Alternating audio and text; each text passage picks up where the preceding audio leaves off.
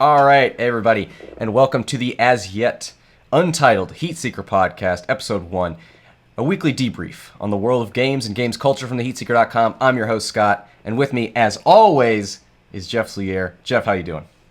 Hey, I'm great. How are you? Awesome. I am amazing. I'm loving You're these new. amazing. I'm loving these new Oh layouts. man, your overlay's beautiful. Thank This you. layout's Thank you. awesome. I've got a couple different options. Anyway, well, let's not play. Yeah. You got you live switching. Okay, no, fair enough. Yeah, let's not. Well, I probably won't do that too much, but I have the capabilities. Is the point? Yeah, it's within your power to. Oh, whoa, hey, now I'm center stage. Yeah. So I Okay, can. now you are. Oh, beautiful. That's beautiful. Yeah, if we really get into it, it's like, hey, I really want to focus on what Jeff's saying right now because it's way more interesting. Let's just make his face way bigger. Yeah.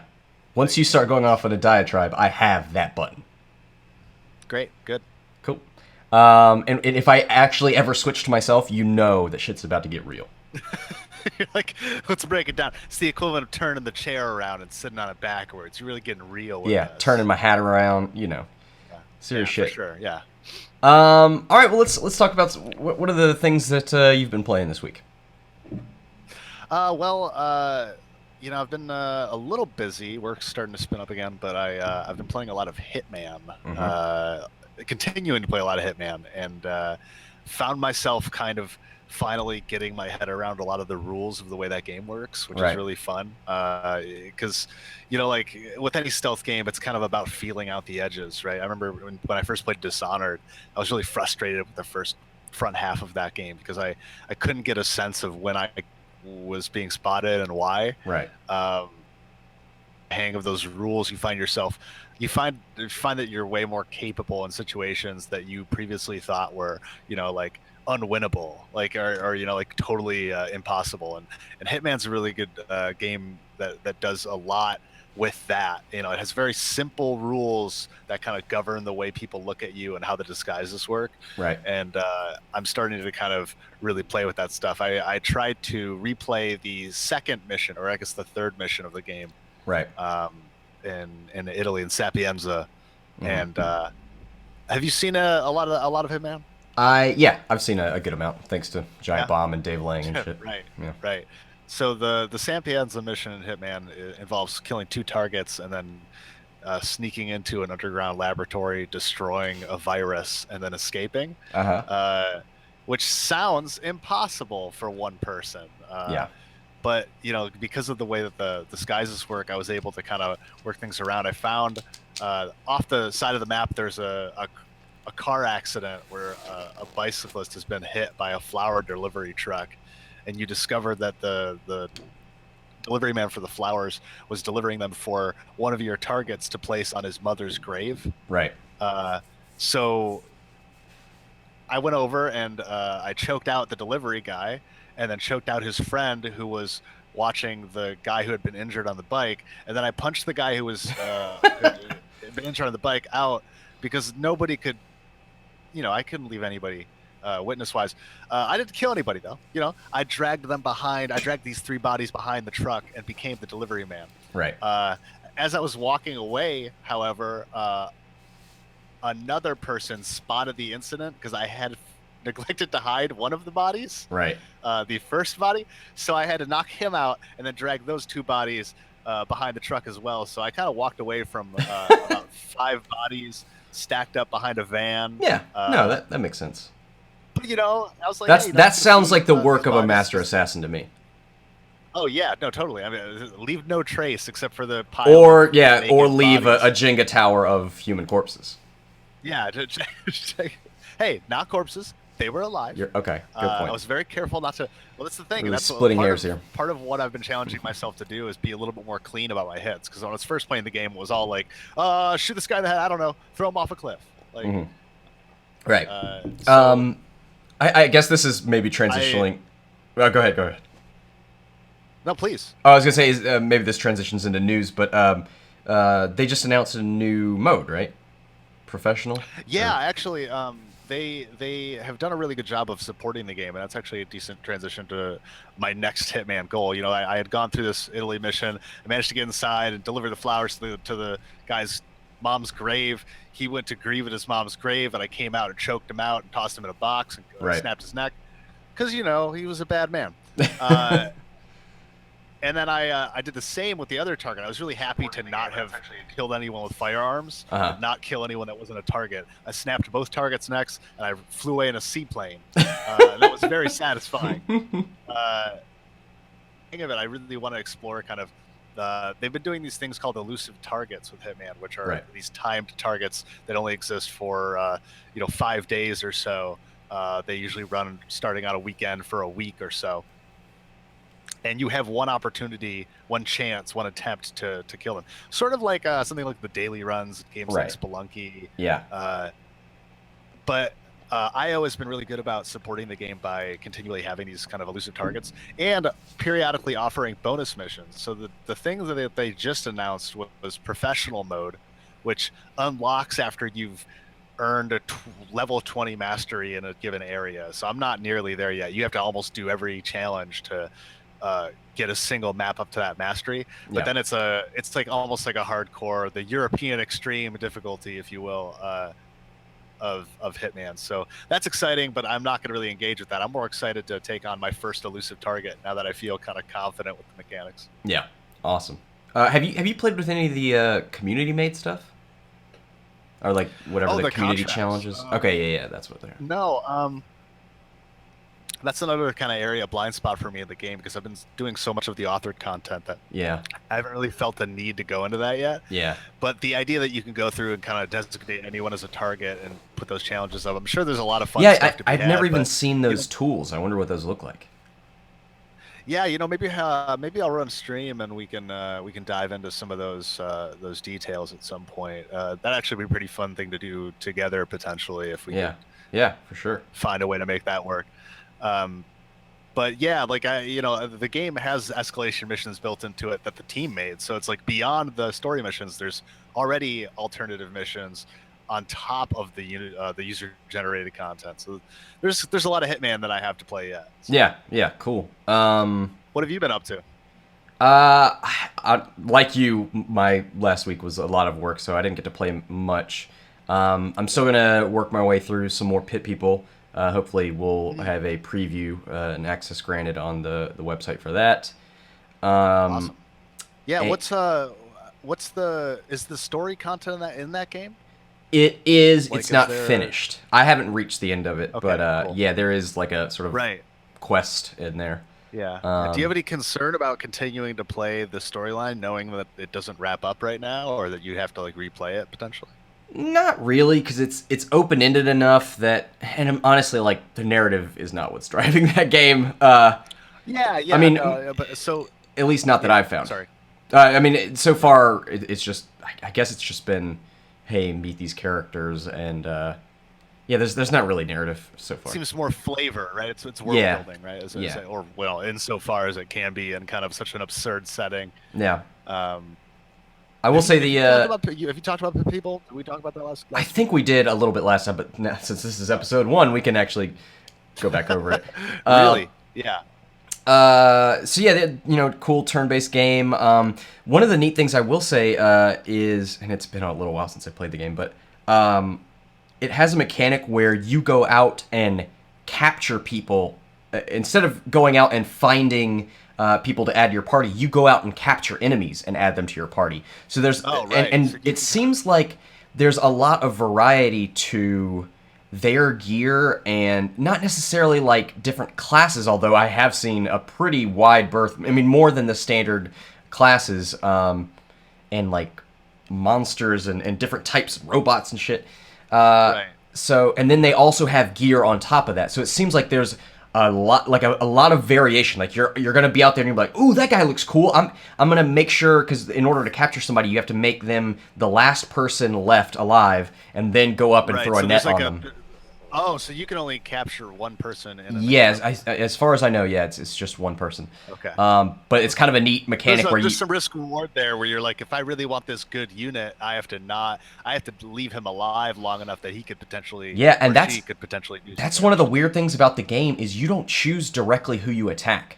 you move your units into range and they decide who to attack. So, like, if you move your melee person within, 1 square of 3 people, you don't know who it's going to attack. It attacks, it automatically decides for you.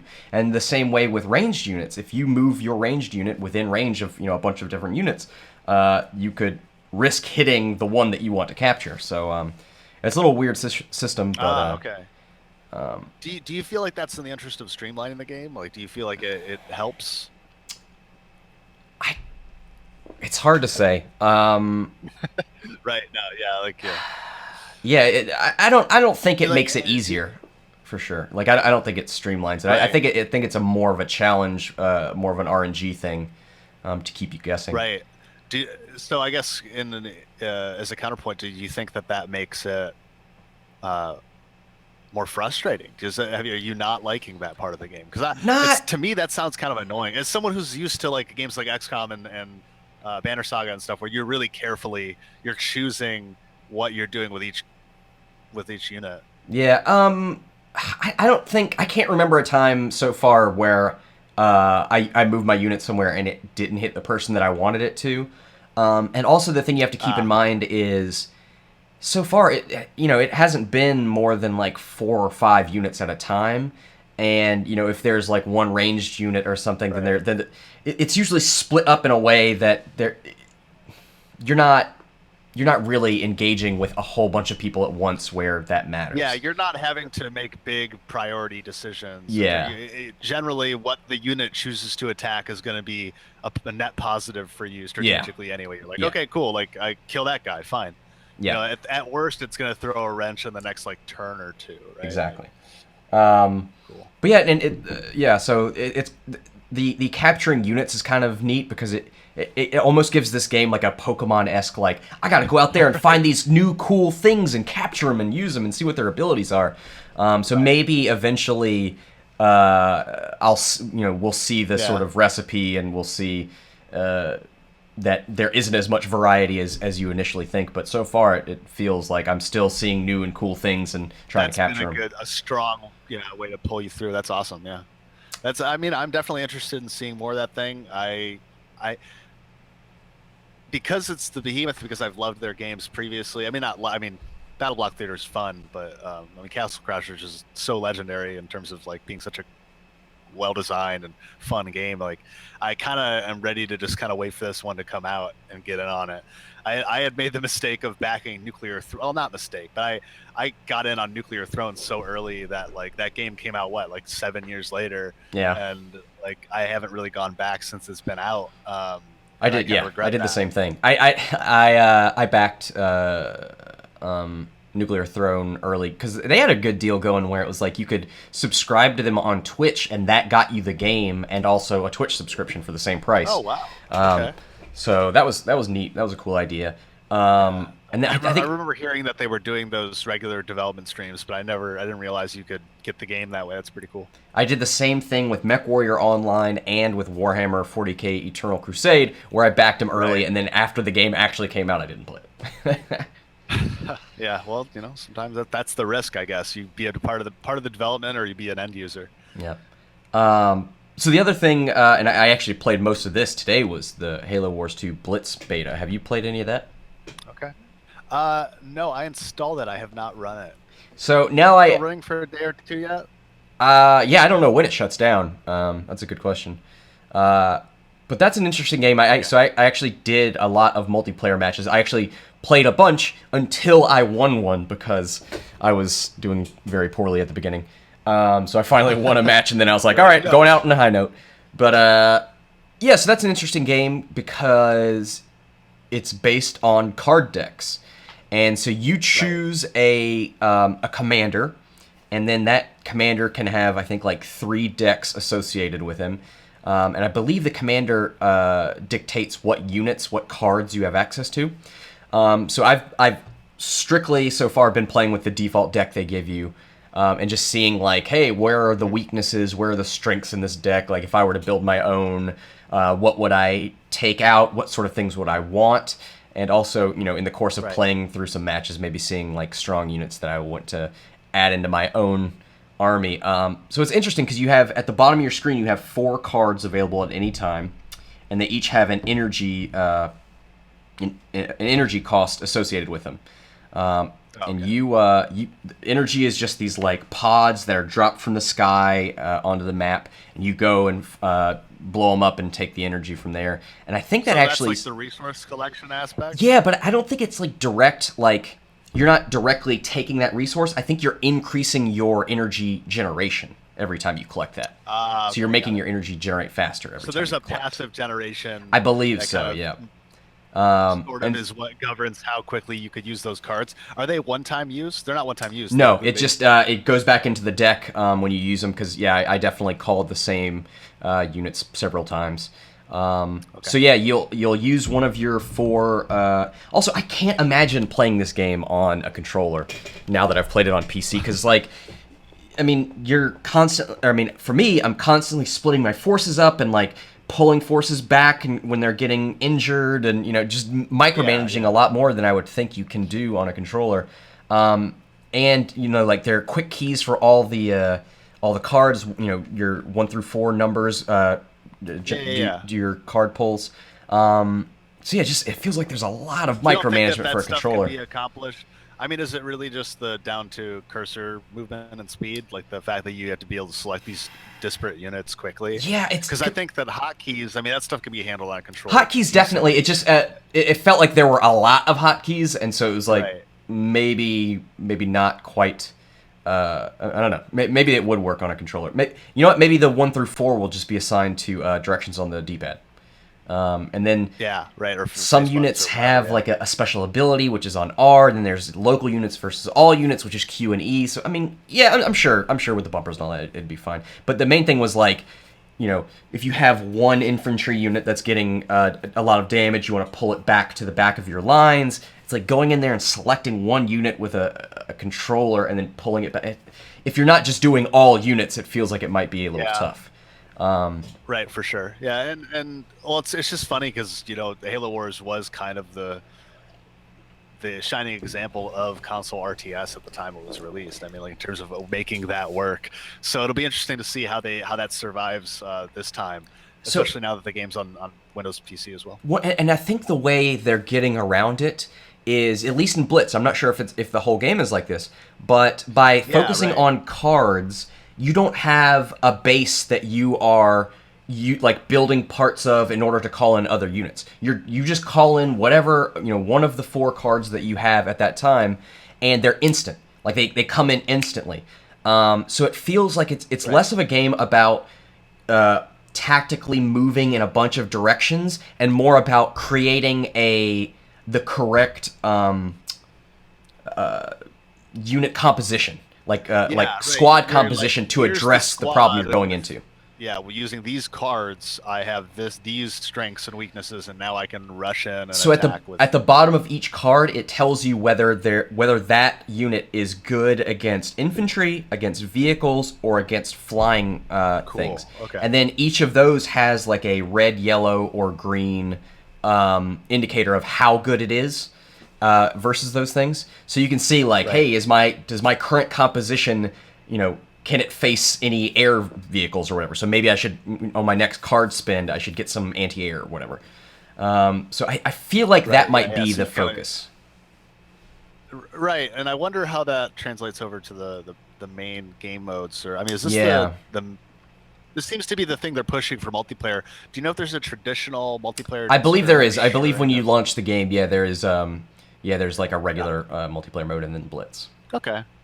Well, it's cool. This Blitz thing sounds like a fun, kind of shorter, more bite-sized. I don't know. How long are matches? Yeah, not long. And I love that. I mean, like 5 and 10 minutes, I think. Does this feel like something that could be ported to tablets or mobile devices? Yeah. Or a version of, okay. Interesting. For sure. That's cool. Yeah. Because there may be maybe a time when like people would really balk at that, but like that sounds to me like the kind of fusion of mobile gameplay styles and traditional RTS that might actually work. I mean, you would just put like an all units or local units button at the top, and then you've got your cards at the bottom. I mean, No, it'd work. Right. I mean, it would be cool to see. Perhaps people have been spooked by the idea of like the companion experience because it didn't go so well last time. Everyone kind of hopped onto that bandwagon, but um, I personally I'd like to see more of that kind of stuff.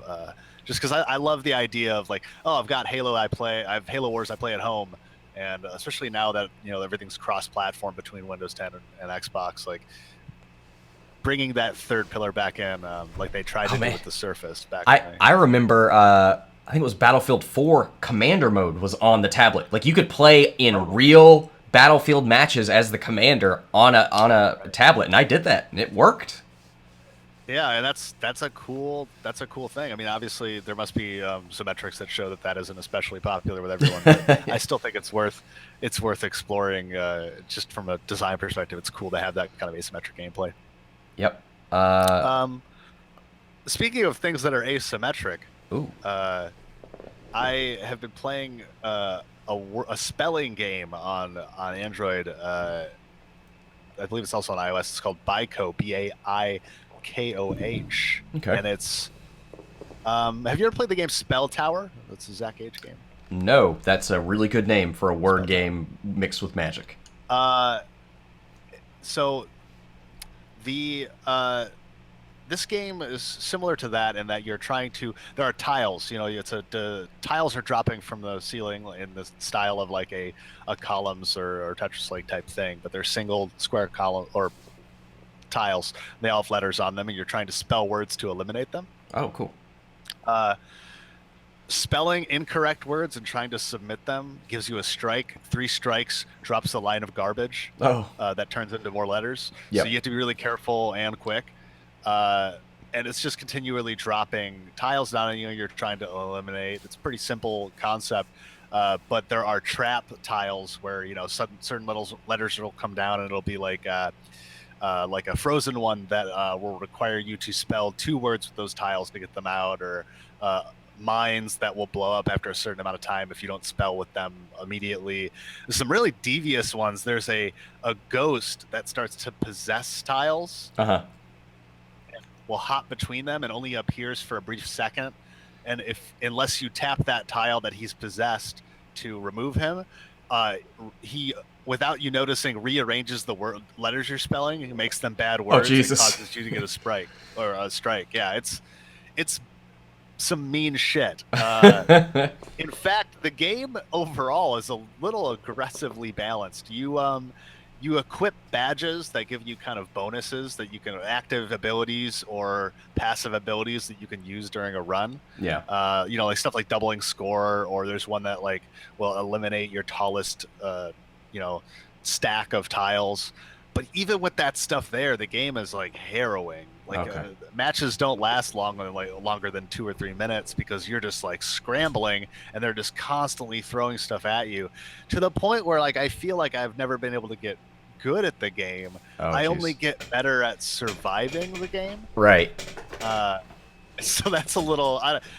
It's weird because it's a small team called Mum Not Proud, and they've been very receptive. I know in the reviews, almost every review I saw had a personal response from the dev team, and like they're talking about rebalancing and they were like, hey, like, do you want to help beta test the next version of this thing and rebalance it? So it seems like they're trying to get there with the difficulty, but the core of it, I mean, I have always loved word games, and I like this style of game. Yeah.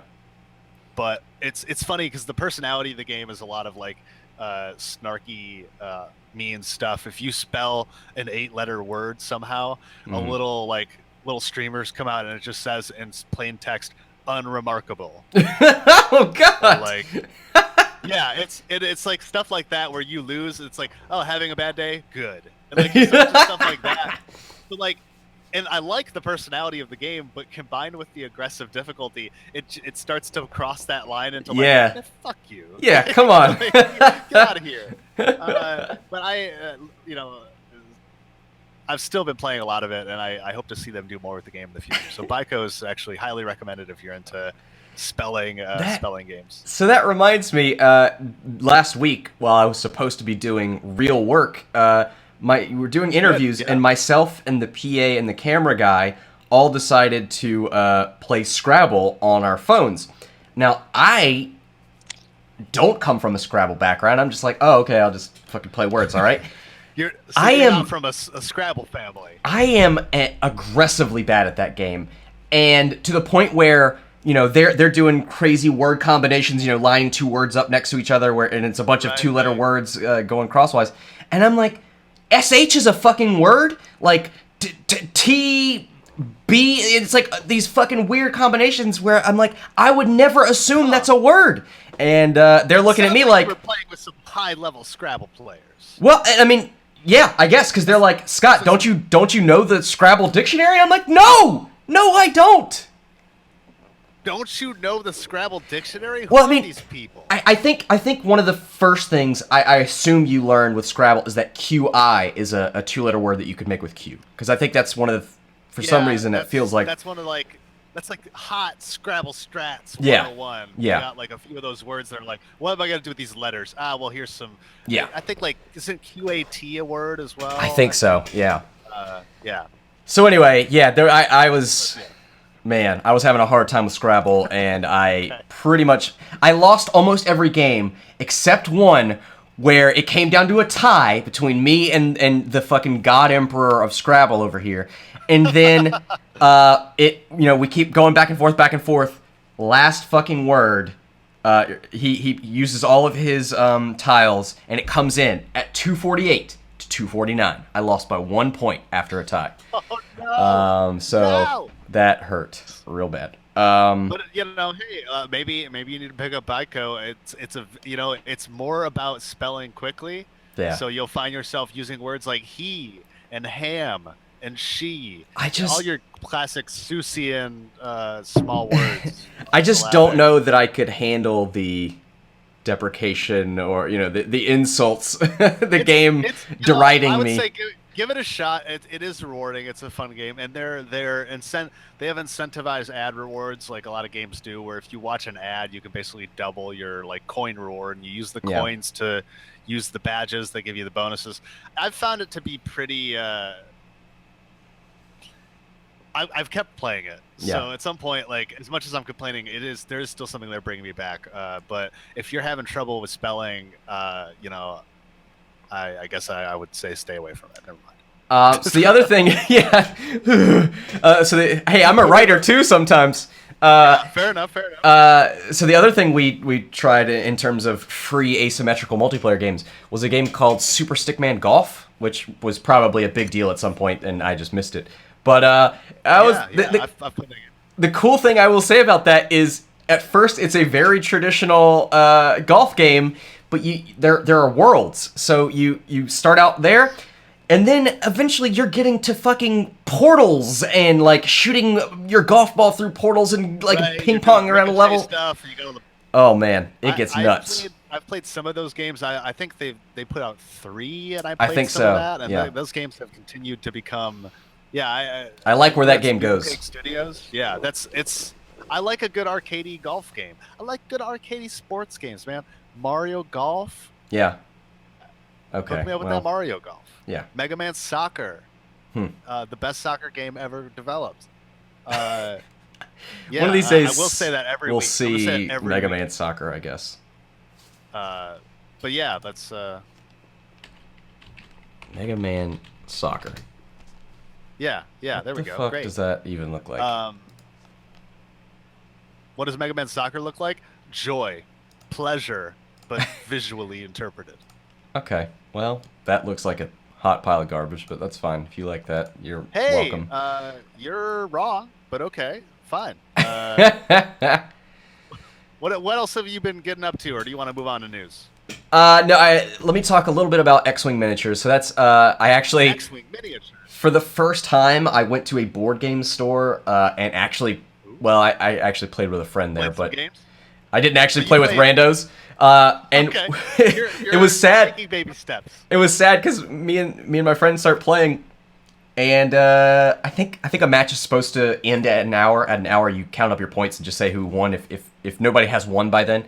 Well, we didn't do that and kept playing, and it got to the point where everybody in the store had packed up their shit and were leaving, and we're like, oh fuck, somehow people have played 3 games in the time that we took to play ours. But man, that's a fun game. You know, it's got a little bit of sort of not deck building, but what's up? Yeah, what's the give me the quick pitch on like So how the mechanics. it's kind of, it feels like a light war game, like a war game but light. So you bring in your ships. Taxes? No, it's free range. I don't know what you call that. All right. But you free range miniatures. so you have your miniatures. They have point values associated with them. So you establish. I think the standard point value for a game is 100. So you bring in whatever ships you want. Those ships can have upgrades and munitions, missiles and different droids and all the shit, but they have point values associated with them. So you assemble your ship and your crew, and you go in there. And one of the neat things about the game is you have little movement dials. So they're dials that have what maneuvers your ship is capable of, and so you'll dial that in, turn it upside down. And then you begin the movement phase. So at that point, you uncover your movement dials and show your maneuver, and you bring out these little what do you call them? They're like little movement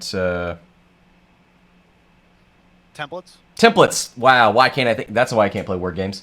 And you'll set your template down in front of your ship and do your movements. So yeah, right. It's really, and it's a very simple in terms of like, your ship has a red number on it. That's how many red dice you throw. That's your attack. Your ship has a green number on it. That's your maneuverability. You roll green dice when you're being attacked to see if you avoid any of the enemy's attacks. You have a yellow number, which is your hull. That's basically your health. So it's very intuitive to just look at this card and say, okay, health, attack, evade. And everything's color coordinated in a really smart way. So it kind of gets out of the way, and you can kind of really get down to the fantasy of controlling the squad of fighters, right? Yeah. So in playing that game, I found something called Vassal. Have you ever heard of that? I've not. It's a tabletop simulator, I believe. Okay. So I downloaded it today. I haven't played with it much, but it is a free tabletop simulator which you then download modules for. So I got the Vassal program, and then I downloaded the X-Wing module, and by all accounts, it looks like you just play X-Wing for free. And it has online matchmaking and stuff.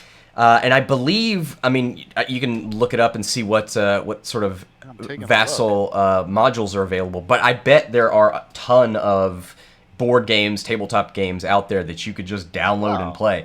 Obviously, you're not getting the full board game experience, but it's still, for me, it's a good way to like test out fleet builds and stuff.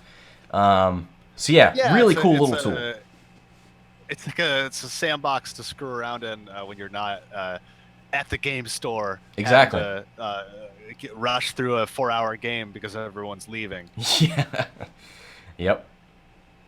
That's awesome, man. This looks pretty awesome. I've been wanting to explore more tabletop games, and maybe this is a way to take a peek at some of them before I would make the plunge. Exactly. Yeah, that's awesome. So hopefully we'll have more coverage on X-Wing on the site at some point. I'd like to do some actual tabletop streams. Streams? Oh, okay. That will require me to get a real camera, so that'll come first.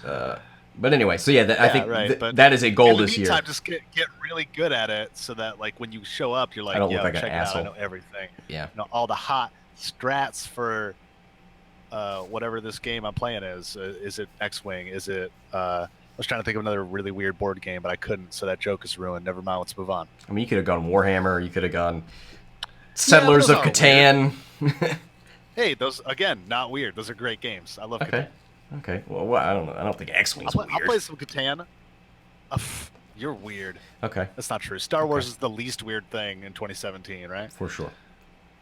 All right. Well, I think that covers what we've been playing. Let's go into some news.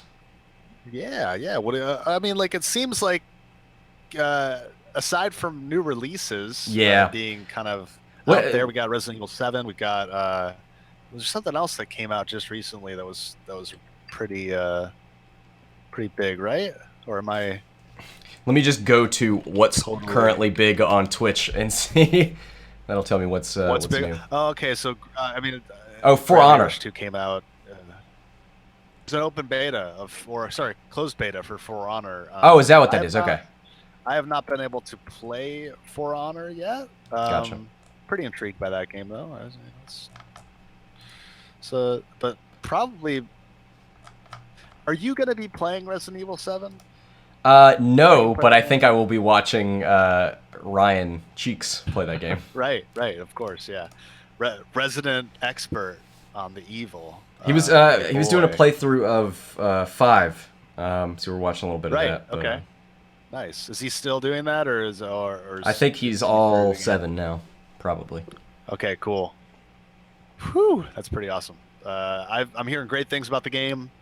It obviously reviewed pretty well, which is good. You know, I think Resident Evil's a cool franchise that deserves to have a spot out there, or deserves to get. I don't want to say deserves, right? The game doesn't deserve anything, but I think the fans of Resident Evil deserve an outlet for what had happened to that franchise. And Resident Evil 6 was kind of. It's weird. I feel like I saw so little of 6, but I just know that it's shitty. I mean, it's not. It's. I think. Was that the one that was overall, like in episodes? Was that the episodic one? No, that was Revelations 2. Or Revelations. Yeah, Revelations 2. Revelations was the 3DS game. Revelations 2 was ported over to. What a fucking weird lineage. Like that's what I mean. The whole thing. It's nice that with Resident Evil 7 : Biohazard, or Biohazard 7 : Resident Evil, depending on which region you're in. I like that they're finally trying to unify the series and go, okay, no, this is Resident Evil, and that'd be a dangerous thing to do if you didn't make a great game. But by all accounts, it seems like they did. Yeah, for me, it's just interesting to see, because I know it's not a relaunch. Right. But no, yeah, it's. I mean, it's a soft reboot. Yeah, in a lot of ways, it feels like a reboot. So for me, it's interesting to see like what pieces they keep and what they throw out. So okay, we change perspectives and control styles. We go back to more survival horror, more conservation of materials, Of supplies. resources, yeah, for sure. But then they maintain things like extremely obtuse puzzles. Yeah, I mean it's a little bit arbitrary. Yeah, collecting dog heads to put on a door so that it opens up. And I guess your mileage varies on that, right? Like, yeah. I personally think that stuff is sort of endearing, and I think other things about playing Resident Evil that are frustrating, like excessive backtracking, sloppy combat that doesn't feel good. If you can get rid of historically any pain points and you keep things that are, at least for me anyway, they represent kind of the spirit of the game. But I can understand how like a lot of people might be the fact that like, oh, you had this opportunity to change things and you kept this weird random shit, like finding gems and slotting them into stuff. And I wonder if some of my problem with that is that it feels like most of the direction they went in was a more grounded direction, like story-wise, narratively, in its look. I mean, it's got a very realistic, cool look. Approaching photorealism, it's beautiful. It's a beautiful game. And even with like the sort of camera, I mean, creepy shit. Camera lens flares and stuff. Just it has this very grounded, realistic look. So to leave those types of puzzles in, it's just like, oh, those ideas clash with me. Right, I feel you. I think what you're looking for is the long dark of survival horror games. You want like a survival horror game where it's like, no, we're gonna get a hairpin and a screwdriver, and we are gonna actually manually lockpick this lock. Yeah, well, I mean, like, so I need to have X amount of force to open this door. If the idea is, hey, I mean, like, how in do order, you gate people, right? Like, Well, it's like, okay, if you need to gate this door and you need your characters to go collect things to get through a door, why does it have to be weird head pieces that somehow fit into a door and work a lock mechanism? Why make it a key, make it a combination, like go find like a combination written down. Like it's the same thing. I mean, it's the same. You're still doing the same thing in that you're opening a door, but like have a logic to it. Do you think there's any? You don't think there's any thematic, like, upside to like having weird MacGuffins in the game? Like, you think that if I was just running around collecting keys of various types, key cards, and combinations, like that would, I guess I would be concerned that would run the risk of feeling even more repetitive if you're like, oh, I'm just getting this regular house key. I mean, I'm not a designer, so I'm not here to design the games for. I mean, you would have to come up with different ways to gate areas and different ways to solve those problems. You don't have to do a key and a door every single time. But yeah, I mean, I'm saying you have to do a key and a door. Scott, you have 2 weeks. Design a new Resident Evil 7. No, hey, I think overall the game has been received very well, and I'm still very interested to play it. I think that regardless of that stuff, I'm probably still going to enjoy another game taking us back to that kind of like, I have 5 bullets. Yeah. What do I do with these 5 bullets? And from what I've seen, maybe even the bullets don't do that much. Right, yeah, right. Yeah, maybe shooting isn't the best thing to do. Yeah, maybe the solution is get the hell out of there and hide. Because honestly, like, I think is what when I heard the game even had guns, because of the kitchen demo didn't really have that, I was kind of bummed. I was like, oh, we're still going to be a shooter, but it sounds like not really. No, you can use it, but it's not good. It's not the end all be all. Opposite. I was concerned about that game up until the point that I heard that it had guns, because I felt like Resident Evil becoming Outlast is not a thing I want. I was thinking Outlast exists. I was thinking more of like Amnesia exists. Like those games where you are powerless exist. Yeah. And I want a game that combines the modern interpretation of that with something like Alien Isolation or that sort of thing, with having effective weapons so that it can. I think there is a horror aspect to, yes, I killed this zombie and that was an empowering moment, but then the dread afterwards when you go, oh, I shot him too many times. Yeah. I spent too many bullets. Like that's a different kind of slow burn horror than like, oh, here comes the thing I can't kill. Time to hide again. Yeah, I think you bring up a good point. Oh my god, my fucking back of my chair is falling off. I think there is a point to be made of, hey, giving you a weapon means you have to decide how and when to use it, and that is a tense moment in its own right. It's another responsibility, another thing to manage, which I think it depends on what kind of survival horror you want to go for. Like, I brought The Long Dark, and now that I think about it, like The Long Dark has survival horror elements. When I have 2 bullets and there's a bear, like that's some survival ass horror. Yeah. Like I need to get the hell out of there. And I think another moment that you don't get when you don't have a weapon is, hey, I've shot this thing and it seems to have no effect, or I shot this thing till it was dead, went away, and now it's not there. Like, so you don't get those. You can't get the repercussions of defeating an enemy and it coming back if you can't defeat the enemy at all. Right, and if you kill something and then it's back later, that horror is such a that is a horror in its own right. Yeah. Right, for sure. So yeah, I think that there are ways they could have gone, and I definitely appreciate that you wanted them to go in even more direction. But I think we'll see. I think we're going to see a lot more horror games. I think horror games are here to stay as a viable genre. And I'm not even really that into them, especially playing them. Like I'll gladly watch them, but like I'm not putting myself in those shoes voluntarily. Right. I'm not opening that door. You can open that door, and I'll watch you do it. There's a formative moment in my life where I had my one of my first PCs, and the Doom 3 demo came out, and I turned off all the lights and put on headphones and played the demo for Doom 3. And I remember specifically going to look in like an air vent or something, and all of a sudden an imp jumps like from around a corner in the air vent and starts crawling towards me really fast, and I noped the fuck out of there. I was like, not having this. Doom 3 at the time was such a terrifying game because they did such a good job of hiding those monster closets Yeah. in environmental objects in a way that I hadn't seen. Where like you've got stuff crawling literally out of the walls or out of staircases, destroying stuff and coming at you, and you just never felt safe. And it was like, oh no. One of the reasons I'm really excited about Prey is that it seems to get a little bit back at that because it has the aliens that can disguise themselves as environmental objects. So you're just always like, anything in this room could just be a murderous alien. Like it's just gonna jump at me. Oh man, that yeah, that reminds me. I think I've been putting together a list of things that games I'm looking forward to in 2017, and one of them is Prey. And I have not been watching any of the coverage like since the first trailer, where it's like, hey, this isn't anything like the original Prey, nor is it like that relaunch that was going to happen. It looked way more psychological, and I am very excited about that.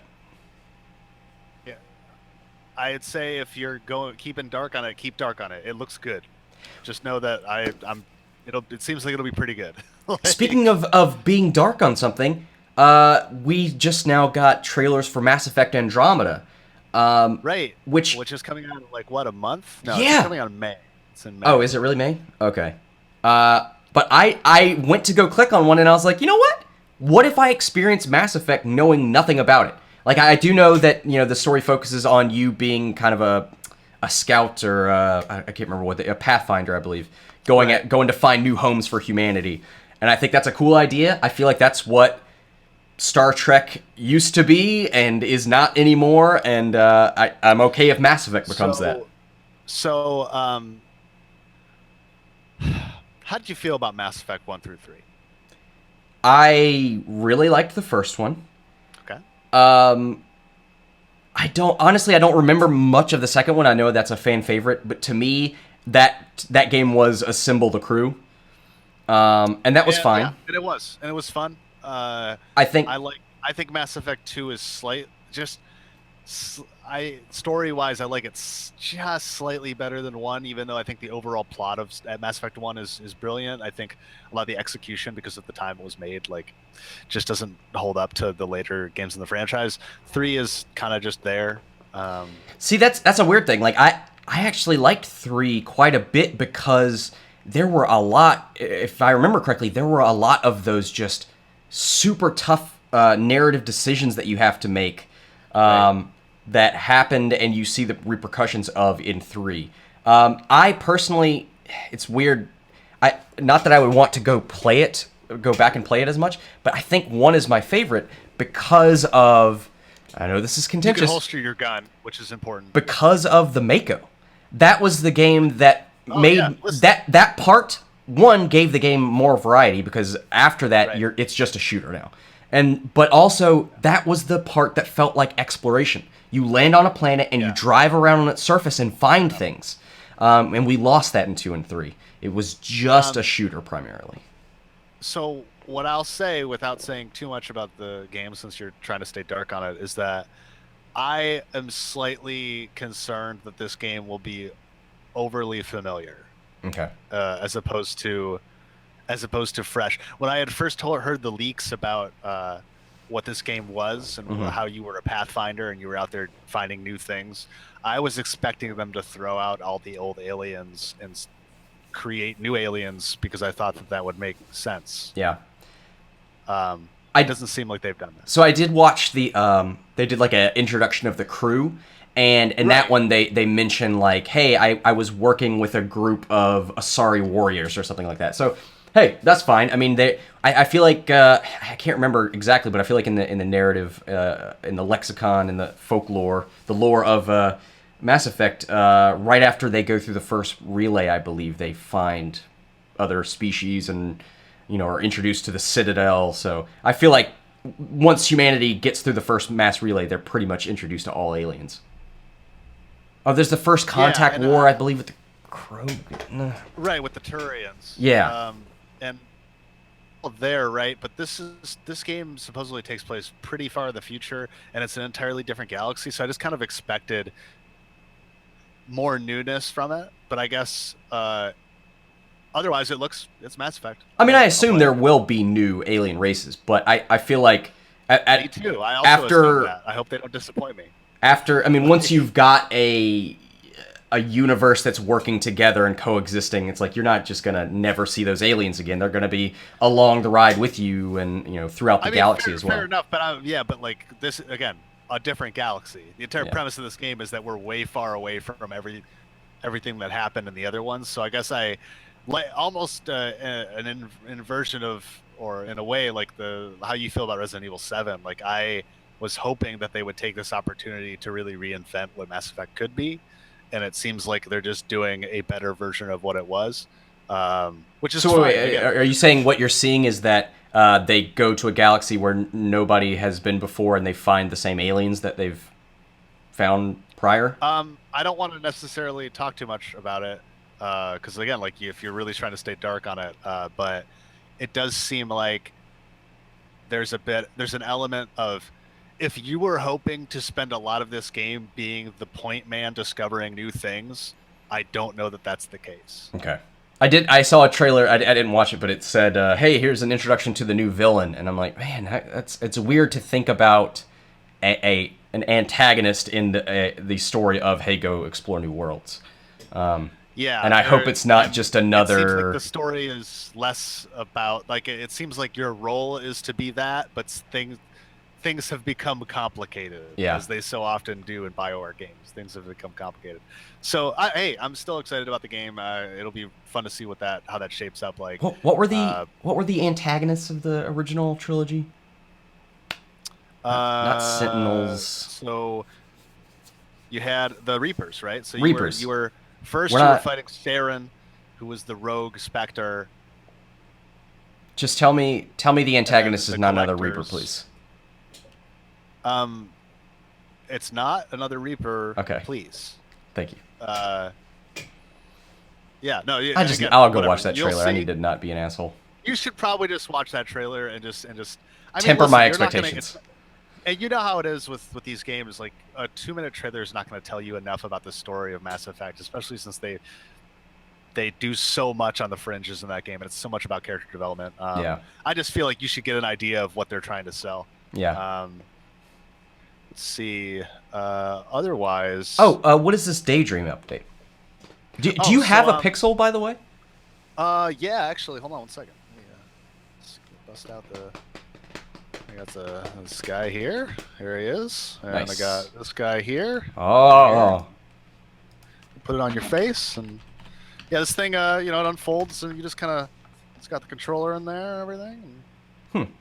But I don't use it often because there's not a lot out for it. That was my question. So Amanda, my wife, has a Pixel now, and we didn't get a Daydream VR with it, and I'm wondering, like, is that something I should go out and get? So it really depends. The thing with the Daydream is that it's a really, so if people aren't familiar, the history of Google with VR is kind of interesting in that they kind of started with the lowest cost solution with their little cardboard printable kits. Right. You'd get a piece of cardboard template, you would fold it up, and you put lenses in there, drop a phone in there, you'd have kind of makeshift VR. Didn't have a face strap on it. It's mostly just to kind of show you that you could do VR with a phone. Right. So Daydream is kind of like the next step after that, where it's a kind of more permanent thing with a head strap and has this 3 degrees of freedom 3 degrees of freedom controller. So you have a little bit of like Wiimote style motion control, and it's almost like a laser pointer. Right. And you can use that in VR to like actually do some interesting stuff with games. There have been some cool games that have come out, but they're all premium games, and none of them have really struck me far enough. I spent about $15 when I first got it, bought several premium games. They all ended up being kind of slight. Yeah. Fun to demo, rail shooters, and a puzzle game from Mike Bithell, the creator of Thomas Was Alone. Oh, okay.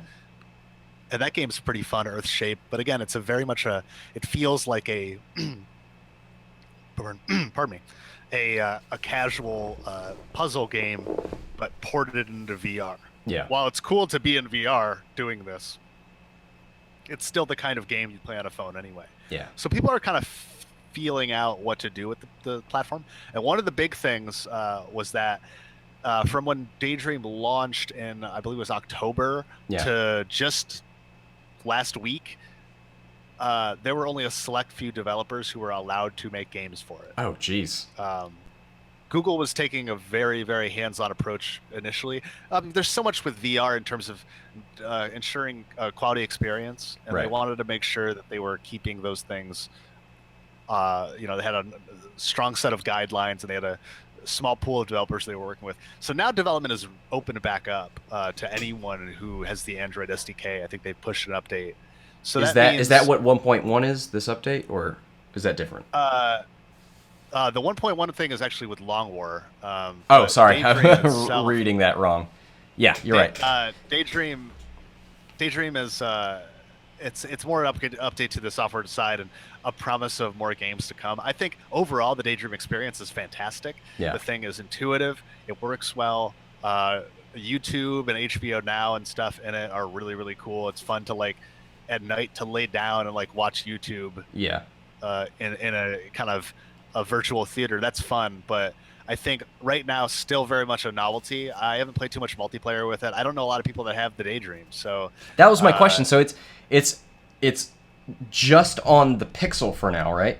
Right. Okay. So the Daydream spec that they are targeting and giving to third parties, Google that is out there, and there are more Daydream phones coming this year. Okay. From hardware manufacturers like Huawei and like LG and whatnot. But right now it is just the Pixel and Pixel XL, which is limiting, the support from developers immediately. It's kind of a chicken egg scenario, right? Like, people aren't going out there and making a lot of stuff right now because of the fact that there aren't the install base numbers. But I would say eventually it's worth getting. If you have a Pixel, it's an awesome add-on. I mean, if you could find it on sale, they ran a sale a couple weeks back for $55. Yeah. If you could get it for a price like that, it's definitely a cool thing to have. And I trust that there will be enough options for VR on Android in the future that you'll be able to screw around with something cool. Okay, neat. Actually, it's on sale right now for $49. Yeah, sure. Then that might be, depending on how much you want to strap YouTube to your face or Netflix to your face. How does the audio work in that? Like, are you?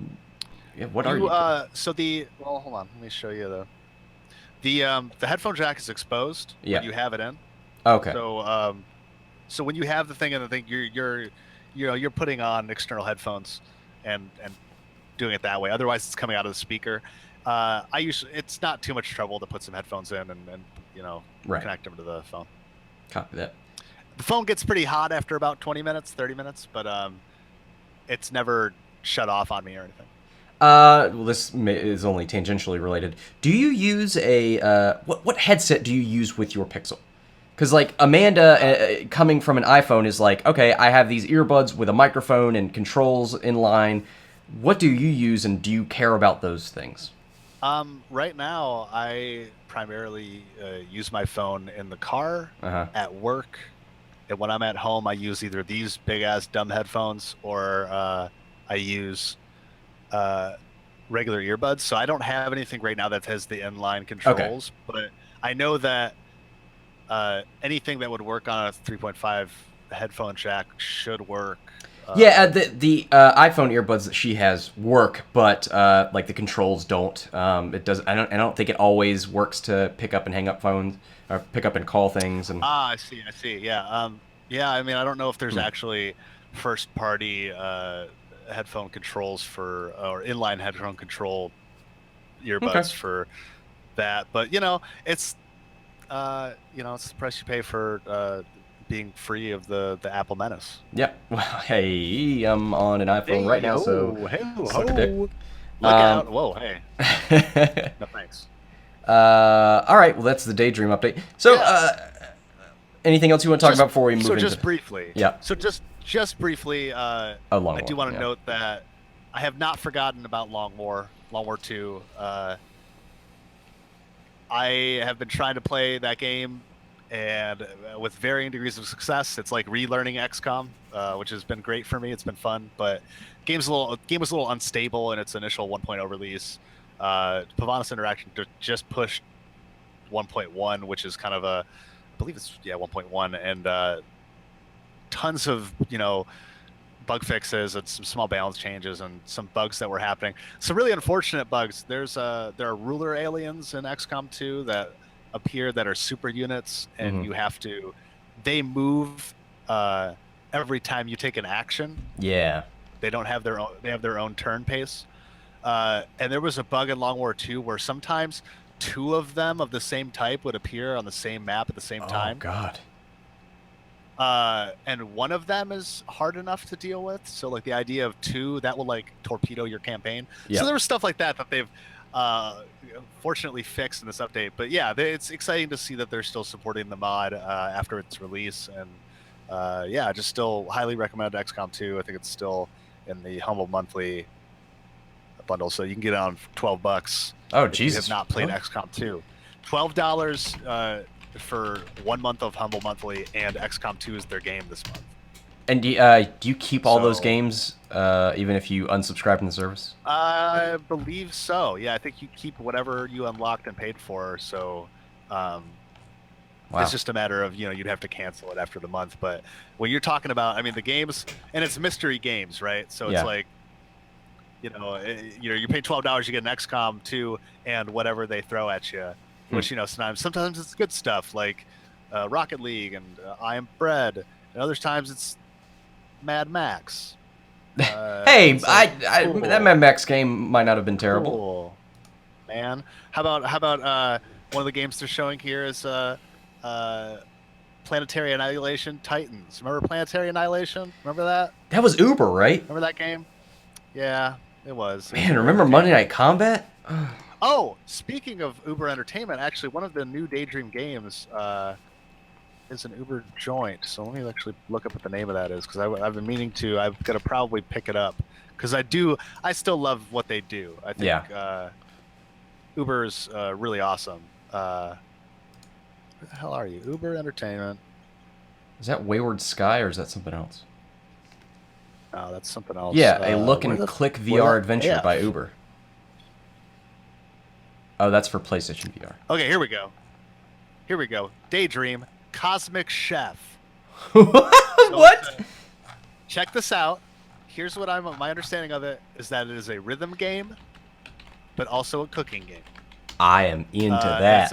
And it's for Daydream. So again, like so here's the thing, $10. There are games coming out in terms of like the Daydream platform, but a lot of them are they're premium games. The CCP put out a sequel to Gunjack, which was their big game for Gear VR.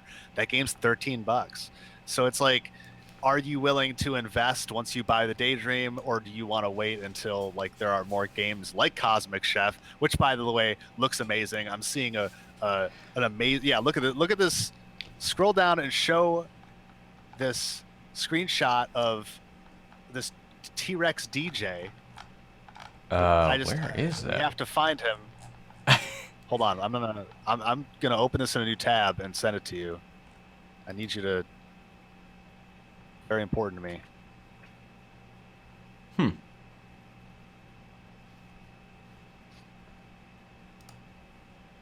I'll wait. Don't worry. I'm trying to find this, man. Oh nope, here it is. Oh.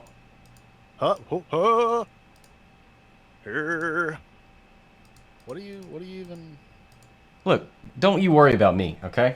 I'm not worried about you. I found him on the Android Play Store. Look at how cool he looks. Look at him. He is so cool. It was totally worth it. It was totally worth that wait. But yeah, so there are games out there for Daydream, and I'm going to check that one out. So perhaps we'll be talking about that next week. Cool. Anything else? Good on Uber. So I guess SWAT 4. SWAT 4 came out on SWAT 4 has returned. GOG, Good Old Games. And I didn't realize it was that big of a deal. I didn't either. Everyone was losing their shit. It's weird. I remember playing the first SWAT because my stepbrother has always wanted to be a policeman and is currently a sheriff's deputy. Wow. And so SWAT was a big deal game for him. And I remember playing that game. It was fucking hard and very realistic. The first one. Yes. A lot of planning, a lot of like making sure you use a mirror to look around corners and be very tactical. I didn't play any of the SWAT games after that because that was such a weird experience for me. But evidently SWAT 4 was not that game, was made by Irrational. I believe it's and I don't want to say it's a complete left turn from what the games were, but it's a shooter. It's a tactical shooter. It's not FMV. Yeah. Well, I mean, I think the second SWAT game was also a different game too. I think it was like an RTS style game. So it made me feel like what you probably wanted from the first Rainbow Six. The first Rainbow Six was very tactical, and it was a lot of like you pre-plan every move on a tactical map, and then you go into the game, and it was very punishing. This seems like you can make decisions on the fly. You can, you're not going to a tactical map necessarily to tell your people where to go. It's not like something like Rainbow Six or more recently like Door Kickers, where you're like, I'm planning all this stuff and it's going to happen. It's like, all right, I'm going to plan the first step of this and then we're going to wing it. Yeah, I got exactly. pepper spray. I got these zip ties. Let's do this thing. Yeah. Let's get some crime done. And I think I was watching some of Danny O'Dwyer play it. And that game, I feel like that game rewards you for not shooting people, which to me is crazy because here's a first-person shooter that puts guns in your hands and then says, we want you not to use this. The best way you can do... Yeah, this is an absolute last resort and the way it should be for a cop, right? Yes, and it's a... I don't know, it says something to me philosophical that... I want to explore in a first-person shooter, and man, that game came out how long ago and has been doing this thing that I wish modern games would explore. Yeah, and I think we're at a time now, especially given the state of the world, like where people are kind of hungry for a game that treats gun violence with the kind of the respect it deserves in terms of like, wow, like, hey, you can't just be a cop and run in and like just gun people down and be like, sweet, crime eliminated. Yeah, exactly. That's not how it. There are repercussions, like, yeah. Right. So I think it's interesting to see SWAT 4, especially after something like Battlefield Hardline, which kind of, went partially in that direction, but not far enough. They weren't willing to give up the gunplay.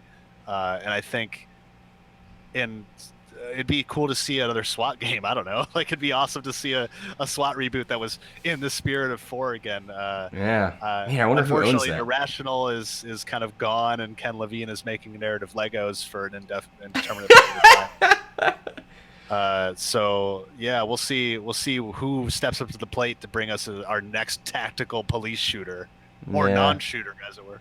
Yeah. All right. Well, I think unless you have anything else, I think that pretty much covers everything this week. Let's, we'll end with what do you hope to do this week? What do you hope to play? Is there anything you? Yeah. So I got. Let's see.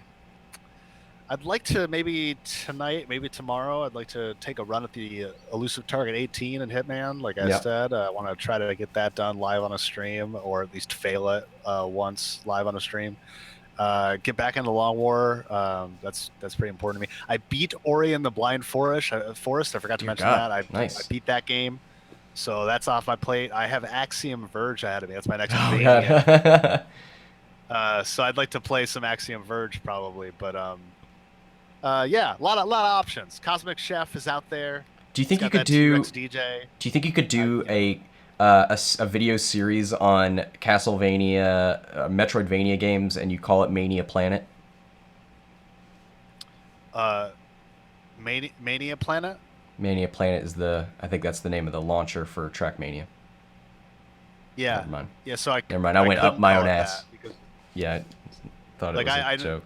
It was a bad joke. Listen, we're out of the planet's economy. Okay, the planets as a currency Is it- are no longer So wait, no longer valid. we got Shoot Mania and Track Mania. Did any of those other Mania games come out? Listen, there have been no other manias. There have been repeated Track Mania. There have been 2 Track Manias since they announced Mania Planet. Shoot Mania like, came out, didn't it? Mania universe. Yeah. Okay. Yeah, Ubisoft. I remember being at E3 and being around a very loud and very, very aggressive esportsy sort of tournament set up at E3 for Shoot Mania before the game had been released, which is just classic. Yeah. Here's our esports game. How many people have played it? The people in this room. For some reason, in my mind, I get Shoot Mania mixed up with whatever that Harmonix music shooter was. Do you remember that? Oh, that Harmonix was working on before they canceled it. I don't. For some reason, those two games are linked in my mind. Chroma. Yep. Isn't it called Chroma? Yep. No, was it called Chroma? I think. Okay. Yeah, Chroma, because like after like chromatic scales or whatever. Yeah. Yeah, and it was like a rhythm shooter. Sometimes you got a rhythm-based game, you're trying to combine it with other genres like first-person shooter, and it's not working out. Maybe what you should do is combine your rhythm game with a cooking game. Wait. Seems like maybe a better option. Speaking of which, I meant to mention this. What is it? Battle Chef Brigade? Was that the name of that game? Yes. That game also turns out mixing things with cooking is a great idea. Overcooked last year, great game. Have you played Battle Chef Brigade? No, it's in early access, Battle I believe. Chef? Are you gonna get in there? Oh, right. Okay. Yeah, that thing looks pretty cool if you're into combo-based 2D combat and also cooking. Yeah, and also puzzle games, right? Yeah, right. Oh, I guess, yeah, because it's got like the kind of gems you're making. Yeah. Arrangement of the gems. What a smorgasbord of games. Cool. Yeah. Listen, anytime you can put match 3 into a game, like you can sneak some match 3 in there, I'm gonna be psyched about it. Yeah. I'll be stoked. Like I'll be like, oh, what? You mean I could play Bejeweled as well? Yeah. Okay. All right. Well, hopefully this week I'll play more Halo Wars and we'll have some coverage of that. Yeah. Play more Pit People. Halo Wars, man. We should play a match. Yes, we should try a multiplayer game of that. Other than that, I think that's it. All right. Well, that sounds good. Then where can we find you on the internet other than theheatseeker.com? So all of our social links are on the website, but the Tweetseeker is the Twitter handle. The Heatseeker DOTCOM, theheatseeker.com on Twitch. Yeah, that's where you can find us. Killer. You can find me at twitter.com/Jeff_Soulier and on my Twitch page at twitch.tv/RPJeff or on the Heatseeker when I'm hosted, which is automatic. Yeah, baby. All right. Well, I think that's going to do it for this edition. So thanks everybody for joining. Until next time. Yeah. See you later.